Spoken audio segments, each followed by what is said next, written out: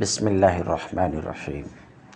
باب العلم انواریہ educational society و جامعہ انواریہ حیدرآباد انڈیا کے زیر اہتمام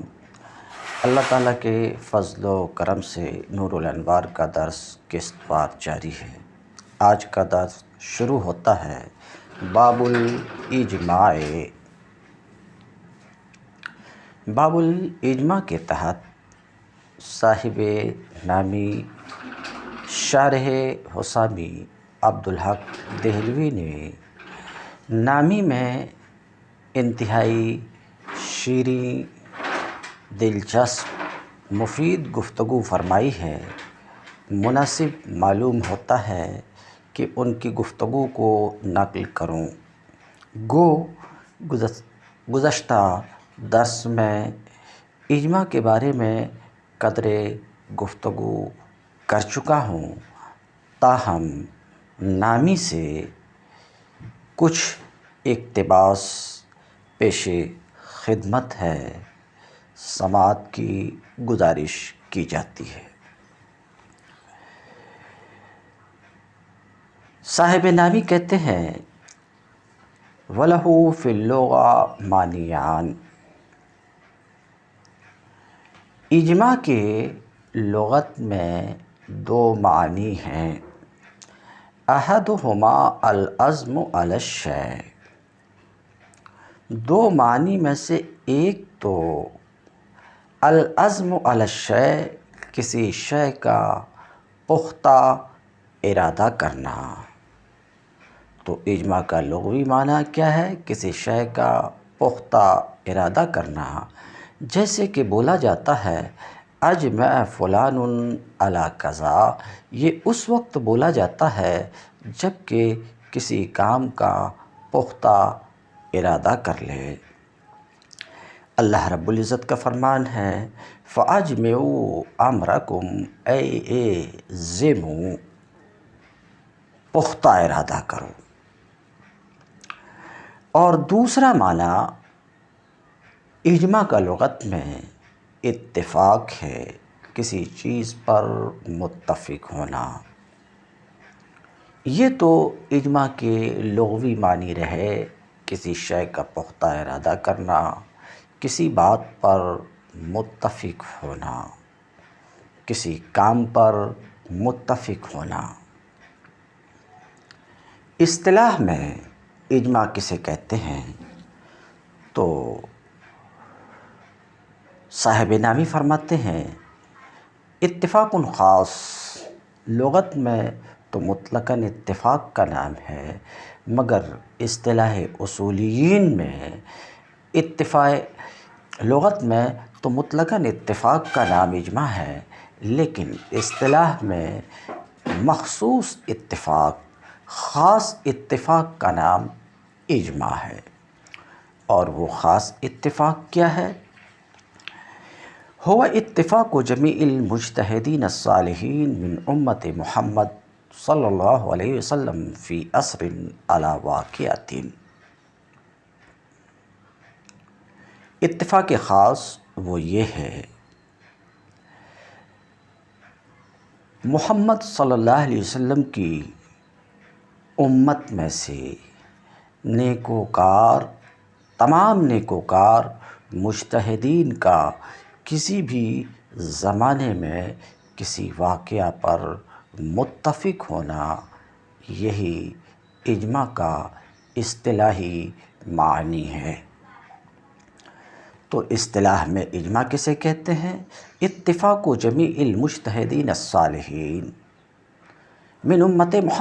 محمد صلی اللہ علیہ وسلم کی تمام نیکوکار مجتہدین کا کسی بھی زمانے میں کسی واقعہ پر متفق ہونا،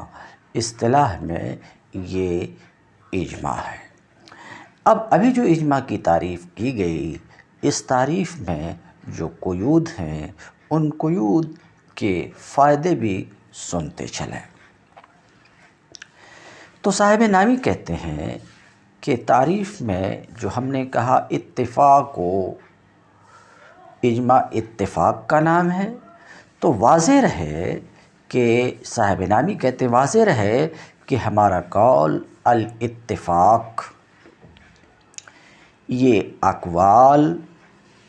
افعال، سکوت، تقریر سب کو عام ہے، سب کو شامل ہے۔ تو مجتہدین کا کسی قول پر، کسی فعل پر، سمجھ رہے ہیں، ان سب پر اتفاق اجماع ہے۔ تو کہتے ہیں کہ ہمارا قول اتفاق یہ اقوال، افعال اور سکوت اور تقریر ان سب کو عام ہے۔ اور آگے جو ہم نے کہا جمیع المجتہدین، تو یہ جمیع کی قید جو لگایا کہ اجماع تمام مجتہدین کے اتفاق کا نام ہے، تو اگر بعض مجتہد کسی واقعہ پر متفق ہو جائیں تو وہ اجماع نہیں ہے۔ جمیع کی قید بعض مجتہدین کے اتفاق کو یہ قید خارج کر دے رہی ہے۔ ہمارا قول جمیع المجتہدین بعض مجتہدین کے اتفاق کو اجماع سے نکال باہر کر رہی ہے۔ اسی طریقے سے ہمارا یہ قول اتفاق جمیع المجتہدین، مجتہدین کی قید یہ عوام کو خارج، عوام کے اتفاق کو بھی خارج کر رہی ہے، کیونکہ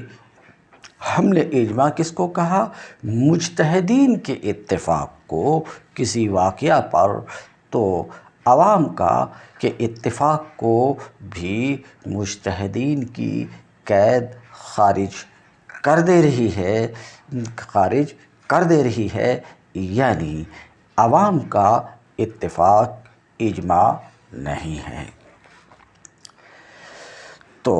جمیع المجتہدین کی قید یہ بعض مجتہدین کے اتفاق کو خارج کر رہی ہے، اسی طریقے سے عوام کے اتفاق کو بھی یہ قید خارج کر رہی ہے، کیونکہ یہ دونوں یعنی بعض مجتہدین کا اتفاق، اسی طریقے سے عوام کا اتفاق کسی واقعہ پر، یہ اصولیین کے نزدیک اجماع نہیں ہے۔ آگے ہمارا قول صالحین، صاحب نامی کہتے ہیں ہمارا قول صالحین یعنی اجماع کی تعریف میں جو ہم نے مجتہدین کو مقید کیا صالحین کی قید سے، یعنی اجماع اتفاق جمیع المجتہدین الصالحین، یہ اس قید کی کیا ضرورت تھی؟ تو کہتے ہیں ہمارا قول صالحین یہ فاسقین اور مبتدئین من المجتہدین، فاسق کہہ رہے ہیں صالحین کی قید بدکار بدعتی مجتہدین کے اتفاق کو خارج کر رہی ہے، کیونکہ ان کا اتفاق اجماع نہیں ہے۔ تو صالحین کی قید کی بھی تعریف میں ضرورت تھی، کیونکہ اگر یہ قید نہیں ہوتی تو مجتہدین چاہے بدکار بدعتی کیوں نہ ہوں، ان کا اتفاق بھی اجماع ہوتا، حالانکہ نفس الامر میں ان کا اتفاق اجماع نہیں ہے۔ تو اسی کو نکالنے کے لیے قید لگائی گئی، کس کی؟ الصالحین کی۔ تو کہتے ہیں ہمارا قول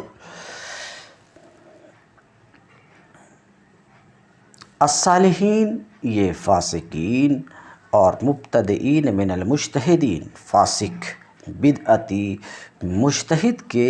اجماع کو خارج کر رہی ہے، کیونکہ ان کا اجماع بدکار بدعتی مجتہدین کا اجماع حجت نہیں ہے۔ تو اس کو نکالنے کے لیے کسی قید کی ضرورت تھی، اور وہ قید صالحین ہے کہ صالحین کی قید ان کے اتفاق کو خارج کر دے رہی ہے۔ اور ہمارا قول اس تعریف میں جو ہے من امت محمد صلی اللہ علیہ وسلم، یہ قید امم سابقہ کے مجتہدین کے اتفاق کو خارج کرنے کے لیے ہے، تو کہتے ہیں ہمارا قول من امت محمد صلی اللہ علیہ وسلم، ہمارا یہ قول امم سابقہ کے مجتہدین کے اجماع کو ہمارا یہ قول خارج کر رہا ہے، اس لیے کہ اجماع اس امت کے خصائص میں سے ہے۔ بات ختم ہوئی۔ والمراد بقولنا فی عصر، اور یہ جو کہا کہ کسی بھی زمانے میں، تو مراد ہمارے قول فی عصر سے فی زمانی ما قل او کثر ہے، کسی بھی زمانہ، چاہے وہ زمانہ قلیل ہو یا کثیر ہو، تاکہ یہ قید کی ضرورت اس لیے تھی تاکہ وہم نہ ہو کہ اجماع متحقق نہیں ہوتا ہے مگر باتفاق جمیع المجتہدین فی جمیع الاثار الی یوم القیامہ، قیامت تک ہر زمانے کے تمام مجتہدین کے اتفاق سے ہی اجماع متحقق ہوتا ہے، ایسا کسی کو وہم نہ ہو۔ اس وہم کو دور کرنے کے لیے فی عصر کی قید لگائی گئی کہ کسی بھی زمانے کے نیکوکار، کسی بھی زمانے میں نیکوکار مجتہد کا متفق ہونا امت محمدیہ میں سے کسی واقعہ پر یہ اجماع ہے۔ تو کہتے ہیں والمراد بقولنا علی واقعہ، اتفاق علی واقعہ، کسی واقعہ پر متفق ہونا، اور مراد ہمارے قول واقعہ سے الاجماع علی حکم، کسی بھی حکم پر اجماع، اور یہ حکم خواہ وہ حکم منفی ہو خواہ وہ حکم مثبت ہو۔ تو کہتے ہیں مراد ہمارے قول الاجماع علی حکم سے، مراد ہمارے قول علی واقعۃ سے الاجماع علی حکم، کسی بھی حکم پر اجماع، اور یہ عام ہے منفی کو، مثبت کو، حکم عقلی کو، حکم شرعی کو۔ صاحب توضیح نے اس کو شرعیہ سے مقید کیا ہے، تو ان کے نزدیک اجماع حکم شرعی پر ہی ہو سکتا ہے اور ہوتا ہے، غیر شرعی حکم پر اجماع ان کے نزدیک نہیں ہوتا۔ وہذا التعریف، اب جو عبارت صاحب نامی پیش کر رہے ہیں اس عبارت کا حاصل یہ کہ آپ نے جو تعریف اوپر میں اجماع کی یہ تعریف جامع نہیں ہے، کہ اجماع کی یہ تعریف مجتہدین کے اجماع کو تو متناول ہے لیکن عوام کے اجماع کو متناول نہیں ہے، عوام کے اجماع کو متناول نہیں ہے، حالانکہ بعض حضرات اجماع میں عوام کے قول کا بھی اعتبار، عوام کا بھی اعتبار کرتے ہیں۔ یہ ایک سوال، اس سوال کا جواب دیتے ہوئے کہ ہاں، جو تعریف اجماع کی گئی وہ ان لوگوں کے مذہب پر ہے جو اجماع میں عوام کا اعتبار نہیں کرتے، عوام کا اعتبار نہیں کرتے۔ بعض لوگ اجماع میں عوام کا بھی اعتبار کرتے ہیں، تو جو لوگ اجماع میں عوام کا اعتبار کرتے ہیں، مجتہدین کی طرح عوام کا اعتبار کرتے ہیں، ان کے مذہب پر اجماع کی تعریف دوسرے لفظ میں کی جائے گی، اور وہ اس طرح ہے۔ صاحب نامی کہتے ہیں، تو کیا کہتے ہیں؟ وہذا التعریف، اور ابھی ابھی جو اجماع کی تعریف کی گئی یہ تعریف صحیح ہے ان لوگوں کے قول پر جو عوام کی موافقت اور مخالفت کا اعتبار نہیں کرتے ہیں اجماع میں۔ یہ ان کے مذہب پر یہ تعریف درست ہے۔ وَأَمَّا عَلَىٰ رائے، لیکن ان لوگوں کی رائے پر جنہوں نے اجماع میں عوام کی موافقت کا اعتبار کیا ہے، کہتے اما علی رائے من اعتبر فی ما لا یحتاج فیہ الی الرائے، لیکن ان لوگوں کی رائے پر جنہوں نے عوام کی موافقت کا اعتبار کیا ہے ان احکام میں جن میں رائے کی ضرورت نہ ہو، تو ان کے نزدیک اجماع کی صحیح تعریف میں یوں کہا جائے گا۔ کیا کہا جائے گا کہ اجماع کس کا نام ہے؟ هو الاتفاق فی کل عصر علی امر من الامور من جمیع من هو اہلہ من هذه الامہ۔ تو ان کے نزدیک درست تعریف حد صحیح تعریف ان کے نزدیک یہ ہے کہ یوں کہا جائے کہ ہر زمانے میں کسی بھی معاملے پر ان سب کا متفق ہونا جو اس کے اہل ہیں اس امت میں سے ان تمام لوگوں کا جو اجماع کے اہل ہیں امور میں سے کسی امر پر متفق ہونا، تو اس طریقے سے تعریف کی جائے گی تو یہ تعریف خاص مجتہدین کو بھی شامل ہوگی ان احکام میں جن میں رائے کی ضرورت پڑتی ہے، اور کل کو بھی مجتہدین اور غیر مجتہدین کل کو متناول ہوگی ان احکام میں جن میں رائے کی ضرورت نہیں ہوتی۔ فائدہ: اذا عرفت ھذا، اب جب کہ آپ نے اجماع کی تعریف جان لی تو آپ پر یہ بات بھی واضح رہے کہ وہ لوگ جو اجماع کی حجیت یعنی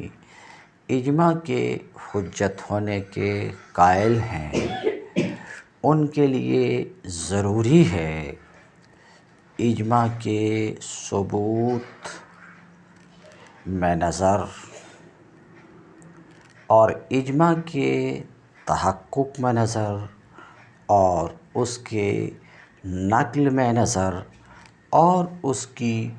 حجیت میں نظر ضروری ہے ان لوگوں کے لیے جو اجماع کی حجیت کے قائل ہیں۔ المقام الاول النظر فی ثبوتہ،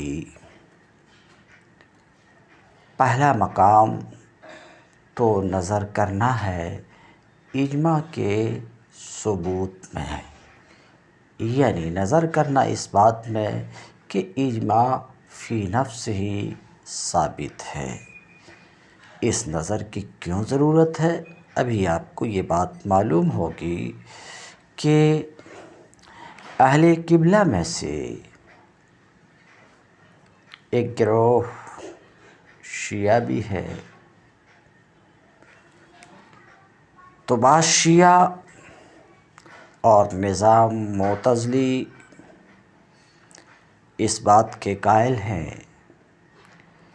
کہ فی نفس ہی اجماع کا ثبوت ممکن نہیں ہے۔ تو یہ حضرات کیا کہتے ہیں؟ اجماع کا ثبوت فی نفس ہی ممکن نہیں ہے، اس لیے کہ کسی بھی حکم پر اتفاق، اجماع حکم پر اتفاق کا نام ہے، کسی بھی حکم پر اتفاق ممکن ہی نہیں ہے جب تک کہ وہ حکم تمام مجتہدین تک پہنچے نہیں، جب تک کہ وہ حکم منقول نہ ہو تمام مجتہدین تک، اور ولا يمكن النقل الیہم، اور حکم کا نقل تمام مجتہدین تک، حکم کا پہنچانا اور پہنچنا تمام مجتہدین تک ممکن ہی نہیں ہے، اس لیے کہ یہ مجتہدین مشارق و مغارب میں پھیلے ہوئے ہیں۔ تو بعض شیعہ اور نظام اس بات کے قائل ہیں کہ فی نفس ہی اجماع کا ثبوت ممکن نہیں ہے، وہ دلیل دیتے ہوئے جو ابھی آپ نے سنا کہ مجتہدین مشارق و مغارب میں پھیلے ہوئے ہیں، تو ان سب تک حکم کا پہنچنا ممکن نہیں ہے۔ جب پہنچنا ہی ممکن نہیں ہے تو کسی حکم پر ان سب کا بھلا اتفاق کیسے ہو سکتا ہے؟ اور جب ان سب کا اتفاق ہی نہیں تو اجماع فی نفس ہی ثابت ہی نہیں قلنا۔ صاحب نامی کہتے ہیں ان کے جواب میں ہم یہ کہیں گے کہ دیکھو، حکم کا پہنچنا ممکن نہیں آپ نے کہا، نقل کا ناممکن ہونا، کسی بھی حکم کے نقل کا ناممکن ہونا ان لوگوں کے حق میں جو ادلہ کے طالب ہوتے ہیں، ادلہ سے بحث کے طالب ہوتے ہیں، ان لوگوں کے حق میں نقل کا ناممکن ہونا ممنوع ہے، اس بات کو ہم تسلیم نہیں کرتے ہیں، برخلاف ان لوگوں کے جو گھر کے گوشے میں بیٹھے ہوئے رہتے ہیں ان تک تو یقیناً حکم کا پہنچنا ناممکن ہے، مگر وہ حضرات جو ادلہ کے طلبگار ہوتے ہیں اور ادلہ سے بحث کرنے میں کوشاں ہوتے ہیں، ان حضرات تک حکم کا نقل ناممکن نہیں ہے، اور یہ بات تو صحابہ کی اجماع اور اہل بیت کی اجماع اور اہل مدینہ کی اجماع میں تمہاری یہ بات تو بالکل اترتی نہیں ہے، اس لیے کہ ان حضرات تک حکم کا نقل دشوار تھا ہی نہیں، چہ جائے کہ نقل محال ہو۔ ثم قال ہؤلاء، پھر ایک دوسری بات ان حضرات نے یہ بھی کہا، یہ حضرات ایک دوسری بات یہ بھی کہتے ہیں کہ کسی بھی حکم پر اتفاق ہوگا تو دلیل قطعی کی وجہ سے اتفاق ہوگا یا دلیل ظنی کی وجہ سے اتفاق ہوگا، اور دونوں باطل ہے، دلیل قطعی کی وجہ سے بھی اتفاق باطل ہے اور دلیل ظنی کی وجہ سے بھی اتفاق باطل ہے۔ اما الاول، لیکن اول دلیل قطعی کی وجہ سے کسی حکم پر اتفاق اور اجماع اس لیے باطل ہے، فَلِأَنَّهُ لَوْ كَانَ، اس لیے کہ اگر ایسا ہوتا تو عادتاً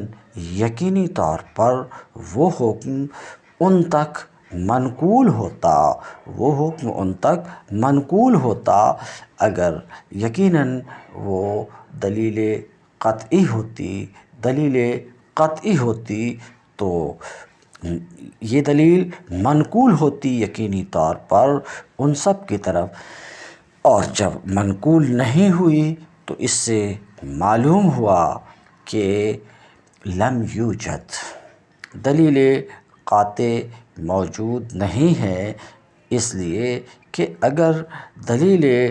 قطعی موجود ہوتی تو اجماع کی ضرورت ہی نہیں پڑتی تھی، بلکہ وہ دلیل قطعی ہی کافی ہو جاتی تھی، تو اجماع یا تو دلیل قطعی کی وجہ سے ہو اور یہ بھی باطل ہے۔ وَأَمَّا الثَّانِي، اجماع دلیل ظنی کے سبب سے وہ بھی باطل ہے۔ اما الثانی فیستحیل الاتفاق بہ، تو اس پر اتفاق محال ہے، ناممکن ہے عادتاً، اس لیے کہ لوگوں کی طبیعتیں، لوگوں کی نظریں مختلف ہیں۔ مختلف ہونے کے باوجود بھلا کسی حکم پر دلیل ظنی کی وجہ سے کسی حکم پر اتفاق کیوں کر ممکن ہے؟ جواب: والجواب عن الاول، اور اول کا جواب یہ ہے کہ کبھی ضرورت نہیں پڑتی ہے قاطع کے نقل کی، کبھی قاطع کے نقل سے بھی استغنا ہوتا ہے اجماع کے حاصل ہو جانے کی وجہ سے، اس اجماع کے حاصل ہونے کی وجہ سے جو اس سے قوی تر ہے، اور اجماع میں اس اختلاف کو دور کر دینا ہے جو محتاج استدلال ہوتا ہے۔ اور ان کی دوسری بات کا جواب یہ ہے کہ دیکھو، دلیل ظنی کبھی جلی بھی ہوتی ہے، اس طور پر کہ عادتاً اس میں اختلاف ممکن ہی نہیں ہوتا، تو طبیعتوں کا اختلاف اس میں اجماع سے مانع نہیں ہے، برخلاف ظنی دقیق اور خفی کے۔ المقام الثانی النظر فی تحققہ، مقام ثانی اجماع کے تحقق میں نظر کرنا۔ فقال یعنی اجماع متحقق ہے، اس میں نظر کرنا، اس کی ضرورت کیوں ہے؟ فقال المنکرون، منکرین اجماع کا کہنا ہے، منکرین اجماع کا کہنا ہے، لو سلمنا ثبوتہ فی نفسہ، اگر ہم مان بھی لیں کہ فی نفسہ اجماع کا ثبوت ممکن ہے، فی نفسہ اجماع ثابت ہے، اگر اس بات کو ہم تسلیم کر بھی لیں، ولیکن ثبوتہ عنہم، لیکن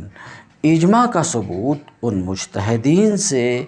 ناممکن ہے، لأن العادۃ یستحیل، اس لیے کہ عادتاً محال ہے کہ شرق اور غرب کے علماء میں سے ہر ایک سے یہ بات ثابت ہو سکے کہ فلاں مسئلے میں مسئلہ فلاں میں حکم فلانی ہے، یہ عادتاً ناممکن ہے، اس لیے کہ یہ مجتہدین خود شرق و غرب کے تمام مجتہدین کو نہیں جانتے ہیں، چہ جائے کہ ان کے احکام کی تفاصیل سے واقف ہوں۔ باوجود اس کے ممکن ہے کہ بعض چھپائیں اپنی رائے کو موافقت و مخالفت کے ڈر سے، اور اپنی رائے کے خلاف کا اظہار کریں، اور اعتبار اس کی رائے کا ہے، اس کے الفاظ کا نہیں ہے، کہ علاوہ اس کے اتفاق ایک آن میں ممکن نہیں ہے۔ اتفاق کے لیے تو لمبا چوڑا زمانہ ضروری ہے۔ اس وقت ممکن ہے کہ بعض رجوع کر جائیں، بعض دوسرے کے اس پر متفق ہونے سے پہلے۔ تیسرا مقام اس کے نقل میں نظر کرنا ہے، الی من یحتج بہ، ان لوگوں کی طرف جو اس سے استدلال کرتے ہیں۔ تو منکرین کا کہنا یہ ہے کہ لا یخلو اما ان ینقل بخبر الاحاد وذا غیر مفید۔ تو منکرین اجماع کہتے ہیں کہ خالی نہیں ہے، یا تو اجماع خبر احاد سے منقول ہوگا، اور اگر اجماع خبر احاد کے ذریعے سے منقول ہو تو یہ مفید نہیں ہے، اس لیے کہ اجماع میں اس پر عمل ممکن نہیں ہے، جیسا کہ اس کی تفصیل آئے گی۔ تو یا تو منقول ہوگا اجماع خبر احاد کے ذریعے سے، یا یہ کہ تواتر کے ذریعے سے، اور یہ بھی ممکن نہیں ہے، اس لیے کہ یہ بہت دور، قیاس سے بہت دور کی بات ہے۔ کہتے ہیں لِأَنَّ مِنَ الْبَعِيدِ جِدًّا، اس لیے کہ یہ عقل سے بہت دور ہے کہ اہل تواتر شرق و غرب کے تمام مجتہدین کا مشاہدہ کریں اور ان کی بات کو سنیں اور اہل تواتر تک منقول ہو، اس طرح طبقہ بطبقہ ہم تک منقول ہو، یہ انتہائی بعید بات ہے۔ صاحب نامی کہتے ہیں دونوں دلیل کا جواب یہ ہے کہ یہ تو ظاہر کا انکار ہے، اس لیے کہ یہ بات یقینی طور پر سب کو معلوم ہے کہ صحابہ اور تابعین کا اس بات پر اجماع ہے کہ دلیل قطعی دلیل ظنی پر مقدم ہوتی ہے، اور یہ تو ان کی طرف سے اجماع کا ثبوت ہے اور ہماری طرف اجماع کا نقل ہے، اور کیا ہے۔ المقام الرابع النظر فی کونہ حجہ، چوتھا مقام نظر کرنا اجماع کے حجت ہونے میں، یعنی نظر اس بات میں کہ اجماع حجت ہے جس کے جمہور اہل سنت، جمہور ائمہ علماء صالحین قائل ہیں کیا کہ اجماع حجت ہے۔ تو کہتے ہیں چوتھا مقام ہے اجماع کے حجت ہونے میں نظر کرنا۔ فاتفق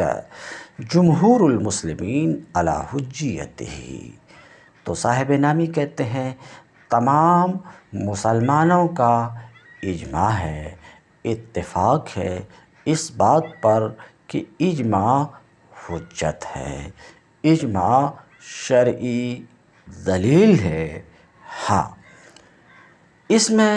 نظام معتزلی کا اختلاف ہے، شیعہ کا اختلاف ہے، اور بعض دوسرے خوارج کا اختلاف ہے۔ ان لوگوں نے اختلاف کیا ہے، مگر جمہور مسلمین کا اتفاق ہے اجماع کی حجیت پر، اس بات پر کہ اجماع حجت ہے۔ تو جمہور مسلمین اجماع کی حجیت کے قائل ہیں، اور اس بات پر وہ مختلف آیات اور احادیث سے استدلال کرتے ہیں کس بات پر کہ اجماع حجت ہے۔ واستدلوا علی حجیتہ بالآیات، اور جمہور مسلمین اجماع کی حجیت پر، اجماع کے حجت ہونے پر، اجماع کے دلیل شرعی ہونے پر استدلال کیے ہیں کئی آیات سے، بالآیات کئی آیات سے۔ ان آیات میں سے ایک آیت یہ ہے جس سے اجماع کی حجیت پر استدلال کیے ہیں، اور وہ آیت کیا ہے؟ وَمَن يُشَاقِقِ الرَّسُولَ مِن بَعْدِ مَا تَبَيَّنَ لَهُ الْهُدَىٰ وَيَتَّبِعْ غَيْرَ سَبِيلِ الْمُؤْمِنِينَ نُوَلِّهِ مَا تَوَلَّىٰ وَنُصْلِهِ جَهَنَّمَ وَسَاءَتْ مَصِيرًا۔ جو رسول یعنی اللہ کے رسول کے خلاف کرے، حق واضح ہو جانے کے بعد، اس کے نزدیک حق واضح ہو جانے کے بعد وَيَتَّبِعْ غَيْرَ سَبِيلِ الْمُؤْمِنِينَ، اور مسلمانوں کی راہ سے جدا راہ چلے، مسلمانوں کی راہ سے جدا راہ چلے، اللہ رب العزت فرماتا نُوَلِّهِ مَا تَوَلَّىٰ، ہم اسے اس کے حال پر چھوڑ دیں گے، ہم اسے اس کے حال پر چھوڑ دیں گے اور بالآخر اسے جہنم میں پہنچائیں گے، اور جہنم کتنی بری جائے باز گشت ہے۔ اس آیت سے جمہور مسلمین اجماع کی حجیت پر استدلال کیے ہیں، استدلال کیے ہیں۔ وجہ استدلال، طرز استدلال یہ ہے کہ دیکھو اس آیت میں سبیل مومنین کے سوا غیر سبیل مومنین کی اتباع اس آیت میں حرام قرار دی گئی ہے، اس لیے کہ اللہ تعالیٰ نے اس پر وعید فرمائی ہے نُوَلِّهِ مَا تَوَلَّىٰ وَنُصْلِهِ جَهَنَّمَ وَسَاءَتْ مَصِيرًا۔ ایک بات۔ دوسری بات، سبیل مومنین کے سوا کی اتباع اور خلاف رسول جو حرام ہے، ان دونوں کو اللہ رب العزت نے جمع فرمایا ہے، تو اس سے یہ بات ثابت ہوئی کہ راہ مومنین کی پیروی واجب ہے، جس طریقے سے کہ رسول کی پیروی واجب ہے، اور اجماع یہ سبیل مومنین ہے تو اجماع کی پیروی واجب ہے، اور یہی مطلوب ہے اجماع کی حجیت سے۔ ایک دوسری آیت جس سے جمہور مسلمین اجماع کی حجیت پر استدلال کرتے ہیں، وہ اللہ تعالیٰ کا یہ قول ہے وَاعْتَصِمُوا بِحَبْلِ اللَّهِ جَمِيعًا وَلَا تَفَرَّقُوا، سب مل کر اللہ کی رسی کو مضبوطی سے تھام لو اور آپس میں بٹو نہیں، پھٹو نہیں، تفرقے کے شکار نہ ہو۔ یہ تو ترجمہ ہے۔ اس آیت سے بھی استدلال کیے ہیں اجماع کی حجیت پر۔ طریقہ استدلال یہ ہے کہ اس آیت میں تفرق سے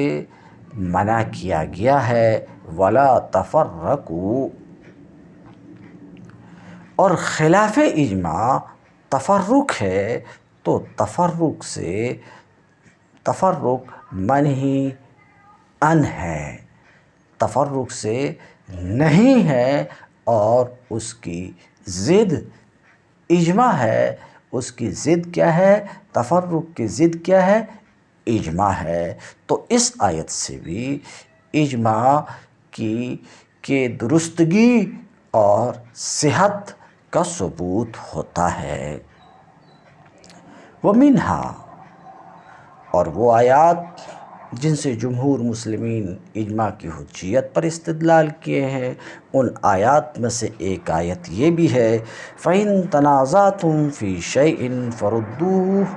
إِلَى اللَّهِ وَالرَّسُولِ، اگر کسی حکم میں تمہارے درمیان تنازع ہو جائے، اختلاف ہو جائے، تو اس کو اللہ یعنی اللہ کی کتاب اور رسول یعنی رسول کی سنت کی طرف پھیرو۔ اس آیت سے استدلال کا طرز یہ ہے کہ اللہ کی طرف یعنی اللہ کی کتاب کی طرف اور رسول اللہ کی طرف یعنی رسول اللہ کی سنت کی طرف رد کا وجوب تو تنازع کی صورت میں ہوگا، اتفاق کے وقت تو تنازع معدوم ہے تو ان کی طرف رد بھی معدوم ہوگا شرط کے فوت ہونے سے۔ تو اس آیت سے بھی یہ بات ثابت ہوتی ہے کہ عدم تنازع کے وقت حکم پر اتفاق کافی ہے، ولا معنی لکون الاجماع حجہ الا، اور اجماع کی حجت ہونے کا مطلب بس یہی ہے کہ حکم کے لیے وہ کافی ہو۔ اسی طریقے سے اجماع کی حجیت پر، اس بات پر کہ اجماع حجت ہے، سنت سے بھی جمہور مسلمین استدلال کیے ہیں، کہتے ہیں بالسنہ، اور سنت سے بھی استدلال کیے ہیں۔ فَإِنَّ غَيْرَ وَاحِدٍ مِّنْ أَصْحَابِ النَّبِي صلی اللہ علیہ وسلم رووا عنہ احادیث کثیرہ بروایات مختلفۃ اللفظ متفقۃ المعنی، کیونکہ نبی کریم صلی اللہ علیہ وسلم کے اصحاب میں سے کئیوں نے، بہتوں نے نبی کریم صلی اللہ علیہ وسلم سے ڈھیر ساری احادیث جو روایت کی ہیں، جو لفظاً مختلف ہیں مگر معناً متفق ہیں، یہ تمام روایات جن کی روایت بہت سے اصحاب نبی نے نبی کریم صلی اللہ علیہ وسلم سے کی ہے، یہ روایت دلالت کرتی ہے اس بات کے اوپر کہ یہ امت خطا سے معصوم ہے، اگرچہ ان روایات میں سے ہر ایک روایت احاد ہے، لیکن قدر مشترک حد تواتر کو پہنچ جاتی ہے، تو ان احادیث سے بھی اجماع کی حجیت پر استدلال درست ہے۔ یہ روایات بھی اس قابل ہیں کہ ان سے اجماع کی حجیت پر استدلال کیا جا سکے۔ ان روایات میں سے ایک روایت وہ ہے جس کی روایت ترمذی نے عبداللہ ابن عمر سے کی ہے۔ عبداللہ ابن عمر کہتے ہیں کہ رسول اللہ صلی اللہ علیہ وسلم نے فرمایا کہ اللہ محمد کی امت کو گمراہی پر اکٹھا نہیں فرمائے گا، وَيَدُ اللَّهِ عَلَى الْجَمَاعَةِ، اور جماعت پر اللہ کی تائید و نصرت ہوتی ہے، اور جو شخص جماعت سے علیحدہ ہوا وہ جہنم میں علیحدہ ہوا۔ اسی طریقے سے انہی سے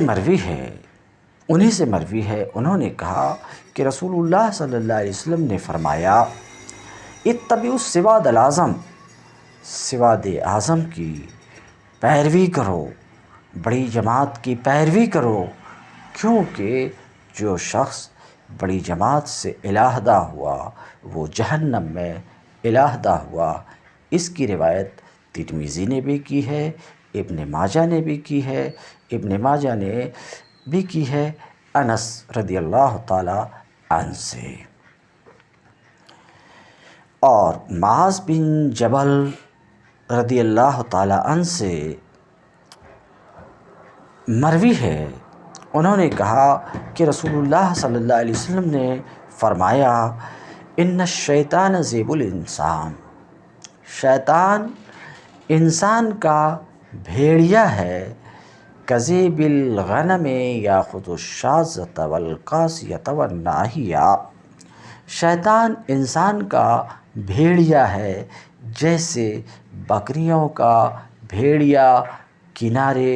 اور دور رہنے والی بکریوں کو اچک لے جاتا ہے۔ وَإِيَّاكُمْ وَالشِّعَابَ، تو کنارے رہنے سے، دور رہنے سے، جماعت سے دور رہنے سے بچو۔ وعلیکم بالجماعہ والعامہ، اور تمہارے اوپر جماعت اور عامہ کے ساتھ رہنا لازم ہے۔ امام احمد نے اس کی روایت کی۔ وعن ابی ذر قال قال رسول اللہ صلی اللہ علیہ وسلم، اور ابو ذر رضی اللہ تعالی عنہ سے روایت ہے، انہوں نے کہا کہ رسول اللہ صلی اللہ علیہ وسلم نے فرمایا، من فارق الجماعہ شبرا، جو شخص جماعت سے ایک بالشت بھی الگ ہوا، اس نے اپنی گردن سے اسلام کے پٹکے کو نکال دیا۔ امام احمد اور ابو داؤد نے اس کی روایت کی ہے۔ صاحب نور الانوار کہتے ہیں، وَهُوَ فِي اللُّغَةِ الاتفاق، اجماع لغت میں اتفاق کا نام ہے، گفتگو کر چکا، اور شریعت میں امت محمدیہ صلی اللہ علیہ صاحبہ الصلاۃ والسلام، امت محمدیہ کے نیک مجتہدین کا اتفاق کسی بھی زمانے میں کسی امر قولی یا فعلی کا نام اجماع ہے۔ رکن الاجماع نوعان، صاحب منار کہتے ہیں، رکن اجماع کی دو قسمیں ہیں۔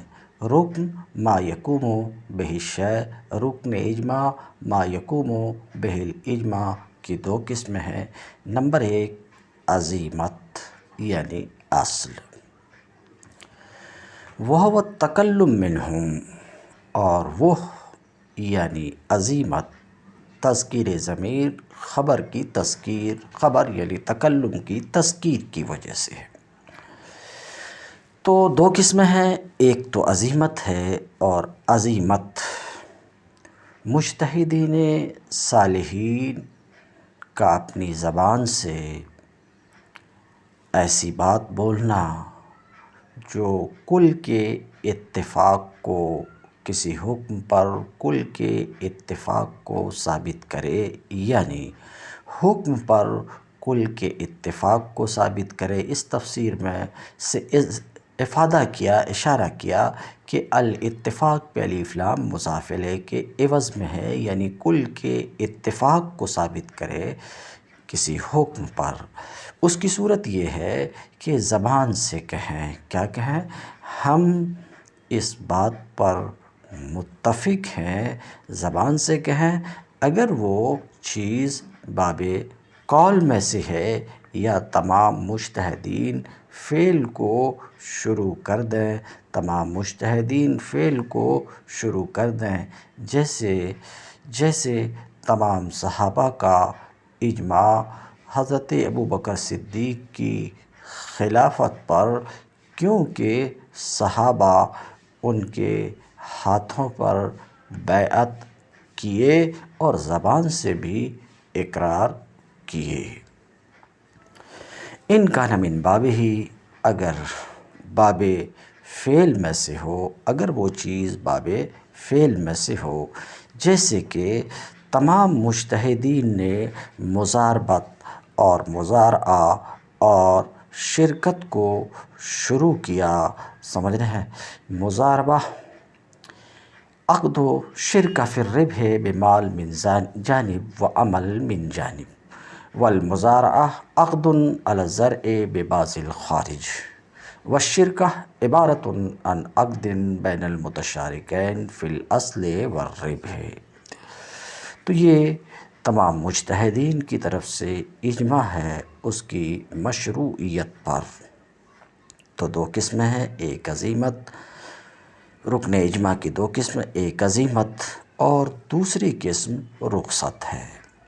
وہو ان یتکلم او یفعل البعض دون البعض، رخصت یہ ہے کہ بعض مجتہدین اپنی زبان سے بولیں، یا یہ کہ بعض مجتہدین کسی کام کو شروع کر دیں، دون البعض، بعض مجتہدین زبان سے نہ بولیں یا اس کام کو شروع نہ کریں۔ اے یعنی بعض مجتہدین کسی قول یا فعل پر متفق ہوں اور باقی مجتہدین ان تک خبر پہنچنے کے بعد خاموش رہیں اور رد نہ کریں، مدت تأمل گزر جانے کے بعد، اور مدت تأمل وہ 3 دن ہے، کیونکہ یہی مقدار مشروع ہے اظہار عذر میں۔ تو 3 دن ہے یا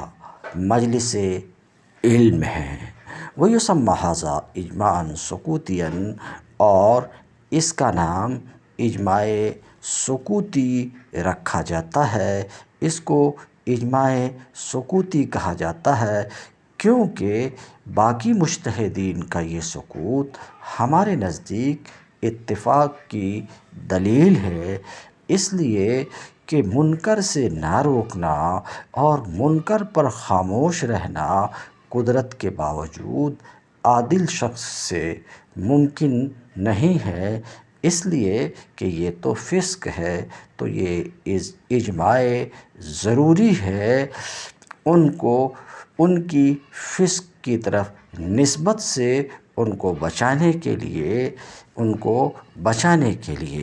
وہ مقبول عندنا، اجماع سکوتی ہمارے نزدیک مقبول ہے۔ وفیہ خلاف الشافعی، اور اس میں امام شافعی کا اختلاف ہے۔ کہا گیا ہے کہ یہ اختلاف اس وقت ہے، امام شافعی کا یہ اختلاف اس وقت ہے جب کہ باقی کے سکوت کے ساتھ قرینہ موافقت کے لیے قرینہ قاطعہ نہ ہو، لیکن جب کہ قرینہ قاطعہ ہو، جیسے کہ حادثہ کا بار بار ہونا اور باقی لوگوں کا خاموش رہنا، باقی مجتہدین کا خاموش رہنا اور بالکل انکار نہ کرنا، تو یہ سکوت تو موافقت کی دلیل ہے سب کے نزدیک، ہمارے نزدیک بھی، امام شافعی کے نزدیک بھی، اور یہ بات شک و شبہ سے بالاتر ہے۔ بہرحال مصنف کہتے ہیں اس میں امام شافعی کا اختلاف ہے۔ امام شافعی اختلاف کرتے ہوئے ان کی دلیل یہ ہے، یہ سکوت حجت نہیں ہے، یہ مقبول نہیں ہے، اس لیے کہ سکوت اور خاموشی جس طریقے سے موافقت کی وجہ سے ہوا کرتی ہے، ایسے خوف کی وجہ سے بھی ہوتی ہے، لہٰذا یہ دلیل رضا نہیں ہے، اجماع سکوتی حجت نہیں ہے، یہ احتمال ہوتے ہوئے۔ اب رہی بات یہ کہ سکوت خوف کی وجہ سے بھی ہوا کرتا، اس بات کی دلیل یہ ہے کہ حضرت عبداللہ ابن عباس سے مروی ہے کہ انہوں نے اول کے مسئلہ میں اول سہام وارثین کے حصے کا مخرج مسئلہ پہ بڑھ جانا یہ اول ہے۔ تو ابن عباس رضی اللہ تعالیٰ عنہ سے مروی ہے کہ انہوں نے اول کے مسئلے میں عمر کی مخالفت کی، تو ان سے کہا گیا کہ عمر کے سامنے آپ نے اپنی دلیل کیوں نہیں ظاہر کی؟ اس پر انہوں نے کہا کہ عمر ایک باروب آدمی تھے، تو میں ان سے ڈر گیا اور ان کے کوڑے نے مجھے حجت کے ظاہر کرنے سے روکے رکھا۔ تو یہ روایت اس بات کو بتاتی ہے کہ سکوت کبھی خوف کی وجہ سے بھی ہوتا ہے، ایسا امام شافعی کی طرف سے کہا جاتا ہے، مگر جواب یہ ہے کہ والجواب ان ھذا غیر صحیح، جواب یہ ہے کہ یہ صحیح نہیں ہے۔ سمجھ رہے ہیں؟ حضرت عبداللہ ابن عباس کی طرف اس بات کی نسبت درست نہیں ہے، کیوں؟ لأن عمر کان اشد انقیادا، اس لیے کہ عمر کا حال تو یہ تھا کہ حق کے قبول کرنے، حق کے سننے کے زبردست تابعدار تھے، دوسرے سے یہاں تک کہ ان کا اعلان تھا، وہ کہا کرتے تھے لا خیر فیکم ما لم تقولوا ولا خیر لی ما لم اسمع، تمہارے اندر کوئی خیر نہیں ہے جو تم نہ کہو، اور میرے اندر کوئی خیر نہیں ہے جو میں نہ سنوں۔ وَكَيْفَ يُظَنُّ فِي حَقِّ الصَّحَابَةِ التَّقْصِيرُ فِي أُمُورِ الدِّينِ، اور صحابہ کے حق میں دین کے معاملات میں کوتاہی اور حق سے چپ رہنے کا بھلا گمان کیسے کیا جا سکتا ہے ضرورت کی جگہ میں، حالانکہ نبی کریم صلی اللہ علیہ وسلم کا یہ فرمان موجود ہے کہ آپ صلی اللہ علیہ وسلم نے فرمایا الساکت عن الحق شیطان اخرس، حق سے خاموش رہنے والا، حق سے خاموش رہنے والا گونگا شیطان ہے۔ تو اگر اس روایت کو درست مان لیا جائے جو روایت امام شافعی کی طرف سے کی گئی، تو ایسی صورت میں بڑا الزام حضرت عبداللہ ابن عباس رضی اللہ تعالی عنہ پر لازم آئے گا، بڑا الزام لازم آئے گا، جس کا قائل کوئی شخص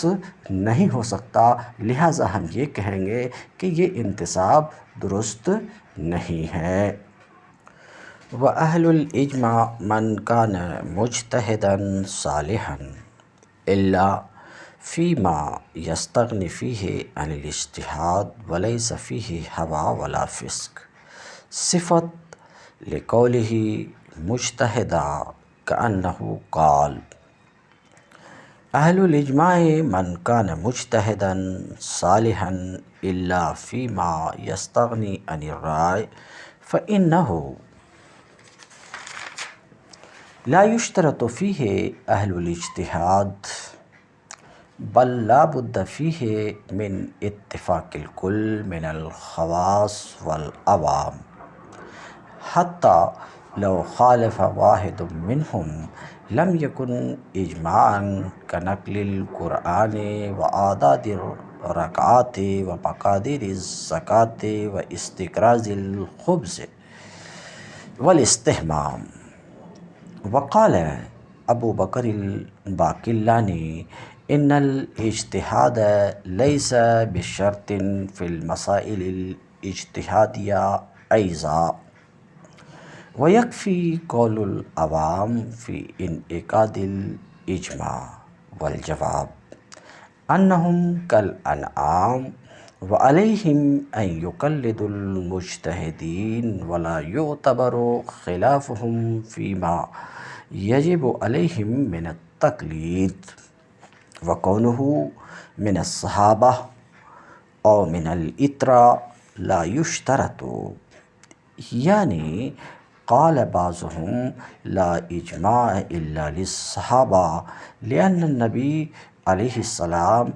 مدحهم واثنى علیہم الخیر فهم الاصول فی علم الشریعہ وانعقاد الاحکام۔ وقال بعضهم لا اجماع الا لعترته صلی اللہ علیہ وسلم اے نسلہ واہل قرابتہ لانہ علیہ السلام قال انی ترکت فیکم ما ان تمسکتم بہ لن تضلوا کتاب اللہ وعترتی، وعندنا شیء من ذلک لیس بشرط بل یکفی المجتہدون الصالحون فیہ، وما ذکرتم انما یدل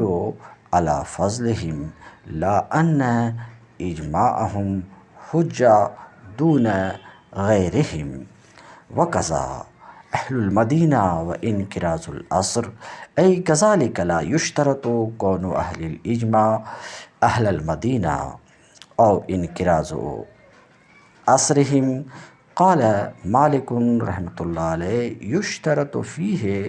كونهم من أهل المدينة لأنه عليه السلام قال إن المدينة تنفي خبثها كما ينفي الكير خبث الحديد والخطأ أيضا خبث فيكون منفيا عنها. والجواب أن ذلك لفضلهم ولا يكون دليلا على أن إجماعهم حجة لا غير. وقال الشافعي يشترط فيه انقراض العصر وموت جميع المجتهدين فلا يكون إجماعهم حجة ما لم يموتوا لأن الرجوع قبله محتمل ومع الاحتمال لا يثبت الاستقرار. قلنا النصوص الدالة على حجية الإجماع لا تفصل بين أن يموتوا أو لم يموتوا